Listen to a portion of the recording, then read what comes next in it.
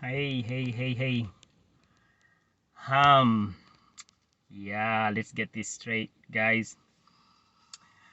Yeah, there's no doubt there. Clearly, if you've been following me and you know the news that is coming out of Uganda, then you would understand why I even should be doing videos like every day. At least I should have some content coming out like every day, but it's been depressing for me as well. My name is Andrew. My name is not Andrew. I'm no longer Andrew. My name is Ludigo Salema, and if you know, well, this series is pray for Uganda, and 5 reasons as to why you should be praying for Uganda. The first reason is that we are going to be my country is going into elections on January 14th. And normally or usually elections are kind of like the build up to elections is always chaotic. There's a lot of bloodshed, there's a lot of mysterious arrests, but this time round it is even more intense because the new phenomenon right now is that we have actually two new phenomenons right now that are really at play while Ugandans are preparing to go to the polls. And one of them is the fact that this, for the first time ever, someone who is out of the status quo, completely out of that cycle of politics, is giving the government the run for their money, I must say. Pardon me on that one. And he is a young man who represents the majority of our population. If you know Uganda as a country, it is one of the youngest, if not the youngest in the world, with almost 80% of its population under the age of 30 years. And Robert Kyagulanyi Ssentamu is only 38, and he is giving the current president a run for his money.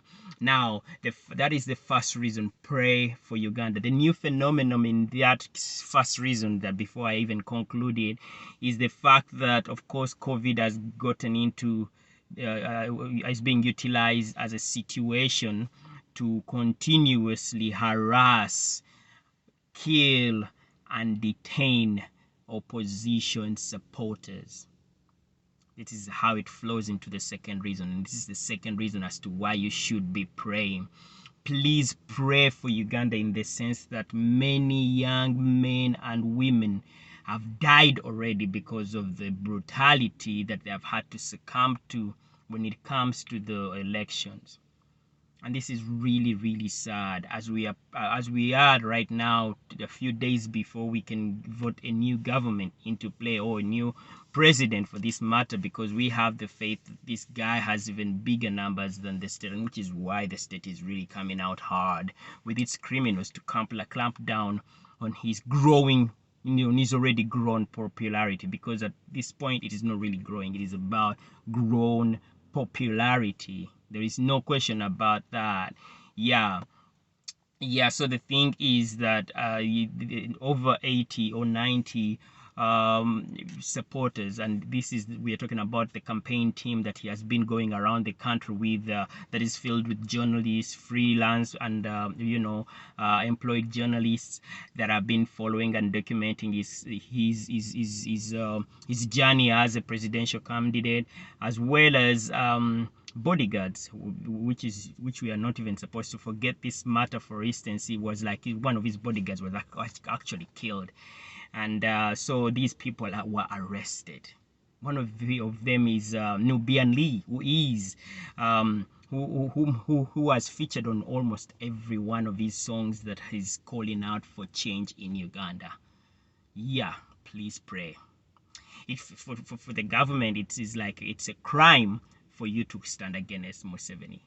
That is the second reason. The third reason as to why you're supposed to really, that I'm kindly asking you to pray for Uganda, is the demonization of the opposition. Now, this is not something that is new. Even Museveni himself, of course, rightfully so, and I would like to get that in, was demonized by Obote. And indeed, it has come to fruition that everything that Obote talked about Museveni is actually manifesting, and has been manifesting for the last 35 years, just because we have been fooled for such a long time. And impunity has thrived off impunity to continuously divide the country, plunder its wealth even worse than the colonialists have ever attempted to do. In fact, everything that was left in place by the colonialists is something that is like a far cry, because Uganda as a country that thrived on coffee and produce and all these other things that makes it the pearl of Africa, has been so mismanaged to the extent that people go days without food. People have people have lost hope. People are losing their land. Yeah, this is what we are talking about. So he comes out and he demonizes this. He comes out with this same trick to demonize Kyagulanyi Ssentamu, as he has done with Semogere before, as he has done with Besigye before, as he has done with anyone that has risen up to question his hold on to power that has outlasted his welcome. Please pray, because in this we are seeing such a tribal divide in the nation, whereby particularly his son is careless enough to come out on social media and abuse and claim and question Honorable Kyagulanyi for having for having gone to the western part of Uganda, where he was given the name Musinguzi, which is something that is out of respect, particularly on the part of Banyankole people who ordained him that name, and they was like, we would like you to go with our blessing as our next president, as a statement to remind him that he is the one person that they are looking to come the 2021 elections, which is just around the corner. Please pray. So another thing, of course, the president is even on record saying that everyone that supports Kyagulanyi is an idiot. He has used such repressive words and tones that he even claimed that he's going to crush the National Unity Platform, which is by law a political party.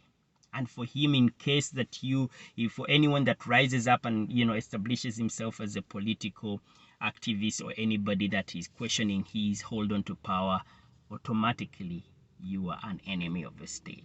Yet the Constitution of Uganda allows for anybody that feels that they are ready and qualified enough to do anything or to access and stand for any office, public office. It is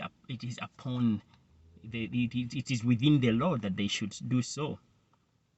I mean, the current president, when he wanted to change the country, he went to the bush, and thousands, or hundreds of thousands of people lost their lives.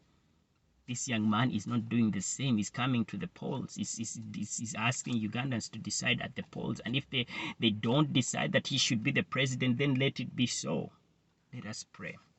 So this is the fourth: corruption. And you see, all these are connected. Of course, corruption is something that we have sung as a song for so many years, as the Ugandans have really even become comfortable in this vice, and they look the other way. Many people have not been brought to book for stealing hundreds of millions of dollars in public funds that should be helping to build hospitals, schools, and socially engaging multitudes of people that are craving for knowledge as well as health.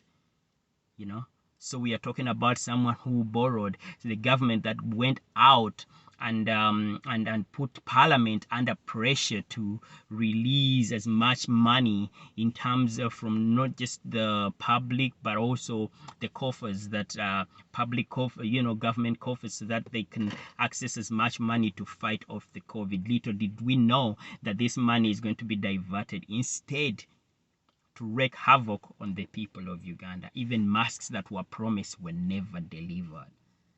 And here we are having a person who is supposed to have managed this COVID period to enable Ugandans have some bit of sanity, is the same person using this money to beat up Ugandans.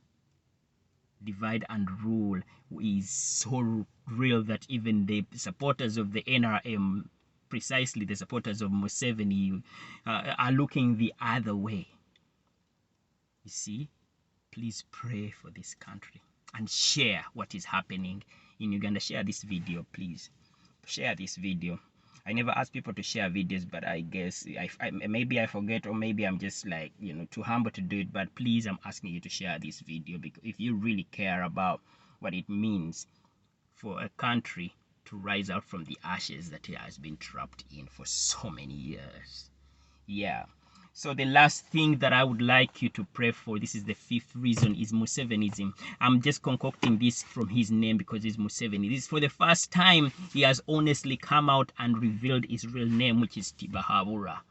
And for the first time, it is on record that is on the ballot paper is going to appear with his rightful name, because Museveniism has been like the sort of culture that has been brewing for the so many years, whereby everyone that supports him has to be rewarded in a certain way. If you are old, if you have any bit of clout, or you have so much clout, of course you're going to be rewarded in the sense of deals, and even if you with positions, even if you don't have the expertise to be in those positions. For instance, look at his wife, the first lady. No one can confidently come out and say that she is qualified to be the Minister of Education. Nepotism is something that has been has aided this regime for over 35 years, because he just does not like anybody out of the circle. His son has been promoted from one rank to the other with impunity. Like it is almost laughable that the first son of the Ugandan of Uganda is a lieutenant general. Yet there are so many people who fought for even this regime to be in power and have never even been promoted from captain, for instance, simply because they don't come from the right tribe. So this is Museveniism at its best. And even if the Honorable Kyagulanyi is to win these coming elections, Uganda needs healing from this ideology that has instigated the sort of corruption and impunity that I don't think anybody can ever compare with in regards to what a rightful democracy is supposed to be.